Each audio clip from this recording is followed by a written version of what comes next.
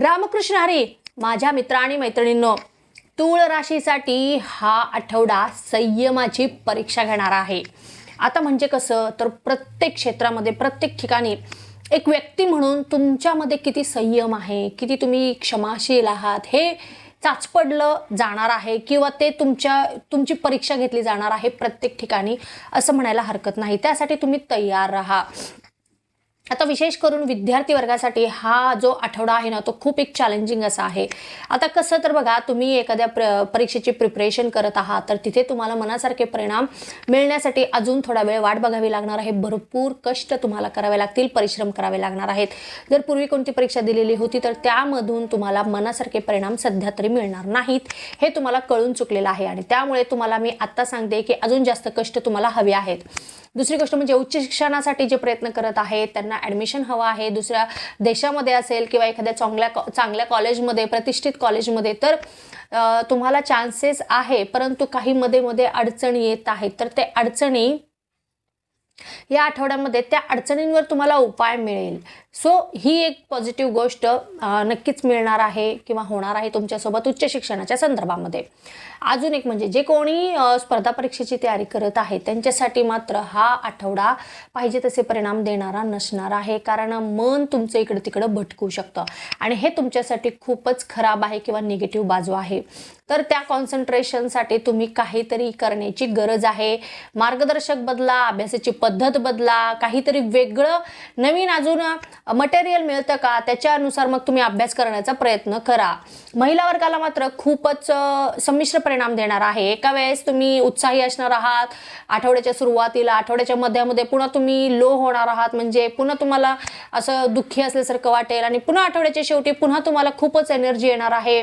मग हे असं एक ग्राफ तुमचा चढउताराचा असणार आहे आणि मूड स्विंग झाल्यामुळे नक्कीच तुमच्या शरीरावर त्याचा परिणाम तर होणार आहे, परंतु तुमच्या कुटुंबावर पण परिणाम होणार, कारण तुम्ही चिडचिड करणार किंवा मग काहीतरी तुमच्या मनासारखी गोष्ट नाही झाली तर मग तुम्ही उदास राहिल्यामुळे तुमचं अख्खं घर पण उदास राहू शकतं. मग ह्याचा परिणाम तुमच्या कुटुंबियांवर होणार आहे. शक्यतो तिथे तुम्ही स्वतःची थोडी काळजी घ्या. तूळ राशीची असल्यामुळे आपण आधीच कोणाचं मन दुखवत नाहीत, परंतु काही गोष्टी अशा घडू शकतील की त्यामुळं तुमच्या घरातील मंडळींची मने दुखतील. व्यावसायिक वर्गाला खूपच आर्थिक लाभ देणारा हा आठवडा आहे. काहीतरी नवीन स्कीम जी तुम्ही काढली होती त्याच्यामधून तुम्हाला नक्कीच आर्थिक भरभराट होणार आहे, आर्थिक लाभ भरपूर प्रमाणामध्ये मिळणार आहे. ज्येष्ठ व्यक्ती वर्गाला खूपच सुंदर असा हा आठवडा असणार आहे, कारण एक जी बऱ्याच दिवसांपासून त्यांना जी गोष्टीची एक शोध होता करायचं किंवा त्यांना जी गोष्ट पाहिजे होती ती गोष्ट त्यांना मिळणार आहे या आठवड्यामध्ये. मग ती एक शांती असेल किंवा अध्यात्माची संदर्भात एखादी गोष्ट असेल, एखादं पुस्तक असेल किंवा एखाद्याची गाठभेट असेल तर ह्या गोष्टी घडणार आहेत या आठवड्यामध्ये. नक्कीच खूपच सुंदर असा हा आठवडा तुमच्यासाठी असणार आहे. ओव्हरऑल जर पाहिलं तर या आठवड्यामध्ये काही चांगल्या काही वाईट गोष्टी घडतील, परंतु डील तुम्हालाच करायची आहे. विशेष करून आर्थिक नुकसान होण्याची शक्यता दाट आहे. तर कुठेही पैसे गुंतवणार असाल तर विचार करून पैसे गुंतवा, कारण नुकसान होण्याची शक्यता इथे दाट आहे. जास्त पैसे कुठेही गुंतवू नका आणि जरी गुंतवणार असाल तर आधी चौकशी करा आणि मगच काय असेल ते निर्णय घ्या. एखादा नवीन करार करणार असाल तर कायदेशीर बाबी ज्या आहेत, तरतुदीचं म्हणजे काही कंडिशन्स वगैरेचे जे काही फाईल्स असतील तर ते अजून एकदा 2दा 3दा तुम्ही तुमच्या डोळ्याखालून वाचून घ्या.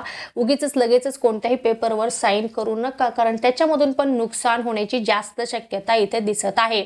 तर सगळ्याच दृष्टीने पाहिलं तर येणारा हा आठवडा खूपच वेगवेगळे परिणाम घेऊन आलेला आहे. येणारा प्रत्येक क्षणाचा प्रत्येकाने पुरेपूर लाभ घेण्याचा प्रयत्न करावा. आणि संक्रांती आहे तर सर्वांना माझ्याकडून संक्रांतीच्या खूप साऱ्या शुभेच्छा. तिळगुळ घ्या आणि सगळेजण गोड गोड बोला आणि असेच गोड राहा. आता तुम्हाला जर माझी ही माहिती आवडली असेल तर चॅनलला सबस्क्राईब करा, व्हिडिओला लाईक करा आणि जास्तीत जास्त लोकांपर्यंत व्हिडिओ शेअर करा.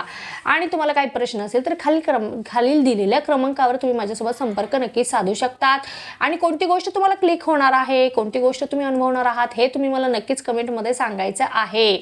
त्यामुळे आपण राहणार आहोत कनेक्टेड. आणि आता भेटूयात आपण पुढच्या व्हिडिओमध्ये. तोपर्यंत ओम नमः शिवाय, हर हर महादेव.